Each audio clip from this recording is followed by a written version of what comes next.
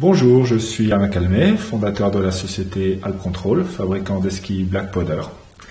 Pendant le confinement, ça c'est la coupe spéciale Covid, j'ai tourné quelques vidéos et je vous expliquais comment sont fabriqués les tout derniers Black Powder 70. On en profite pour présenter les skis que nous fabriquons. À droite, il y a le 75-78 au patin, un ski très polyvalent pour plutôt les grands gabarits. Au milieu, le 63 qui fait 70 au patin, donc soit pour les petits gabarits, soit pour les compétiteurs, parce que là, on aura quasiment les qualités d'un ski de compétition à la montée, sauf beaucoup plus agréable et skiable en descente. Et à gauche, le 170 qui fait 88 au patin, notre modèle large, c'est celui-là que nous allons fabriquer ensemble. Tous les trois sont des skis en carbone sur noyau bois. À l'arrière, on voit donc des encoches pour ceux qui veulent mettre des crochets peau de phoque.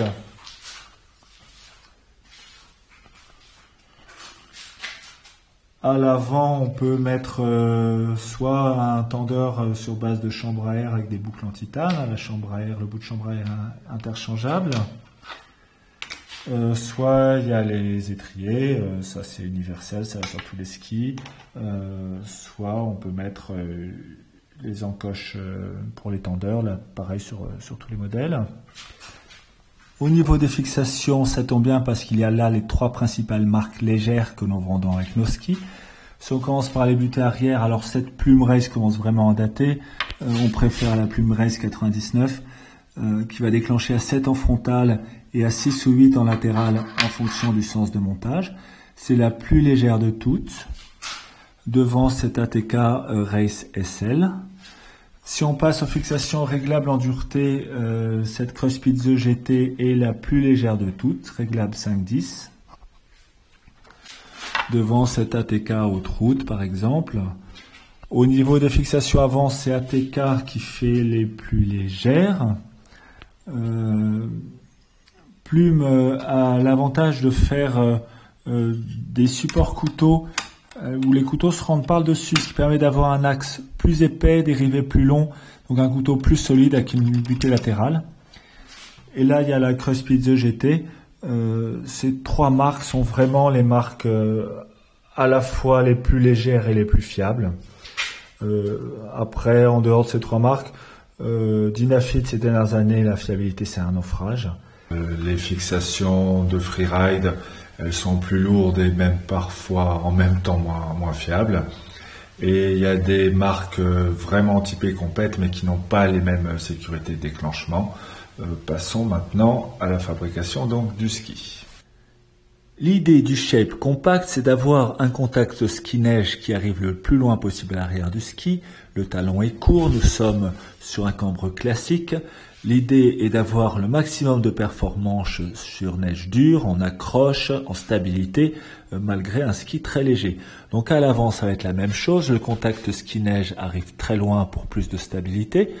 Nous sommes forcément sur une spatule courte sans rocker, mais le déjaugeage va être assuré par sa très grande souplesse et les aptitudes en neige profonde vont aussi être données par la largeur de 88 au patin.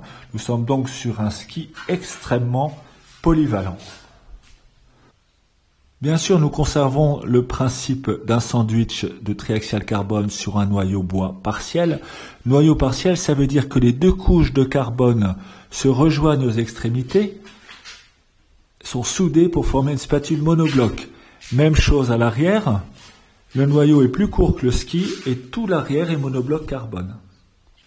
Pour illustrer l'intérêt de notre brevet à noyau partiel, on va supposer qu'on a deux couches de carbone en sandwich sur un noyau bois.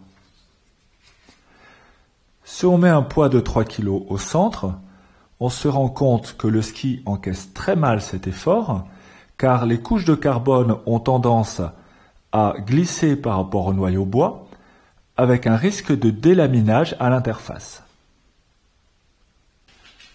Maintenant, si les deux couches de carbone se rejoignent aux extrémités et sont soudées donc en un talon monobloc et une spatule monobloc, ce n'est pas du tout la même résistance. Par contre, au centre, le maillot bois est pleine largeur, ce qui fait que tout le poids du ski est filtré par une couche de bois. C'est bien meilleur au niveau amorti qu'une construction cap, surtout avec du carbone. Le triaxial carbone sert à la fois pour la flexion, la torsion et la déco, pour un gain de poids. Et nous avons donc travaillé ces couches-là pour obtenir une meilleure flexion que notre précédent ski pour le déjaugeage, tout en ayant la même rigidité en torsion pour l'accroche neige dure. Le poids avec cette fixation montée sur un rail de réglage 30 mm est de 1068 grammes, ce qui fera, quand il restera une épaisseur de quart standard de 1,6 mm, un poids inférieur à 900 grammes. C'est tout simplement un record dans cette catégorie. Alors faire des skis légers, tout le monde sait faire, hein, il suffit de mettre moins de matière. Par contre, il faut savoir que j'ai des concurrents qui ont jusqu'à 20% de casse par année d'utilisation. Là où c'est un peu plus difficile, c'est de faire à la fois un ski léger et solide. Nous sommes sur un ski de 900 grammes, donc c'est un record dans cette catégorie de patins larges, avec un taux de casse inférieur à 0,5% par année d'utilisation. C'est au même niveau de fiabilité que des skis alpins de 4 kg. Et nous proposons une garantie étendue 10 ans en option, quel que soit le motif, c'est unique sur le marché. Par contre, pour arriver à ça, il faut utiliser des matériaux nobles et certaines techniques de fabrication artisanale ne peuvent pas être réellement industrialisées en très grande série. C'est ça que nous allons voir.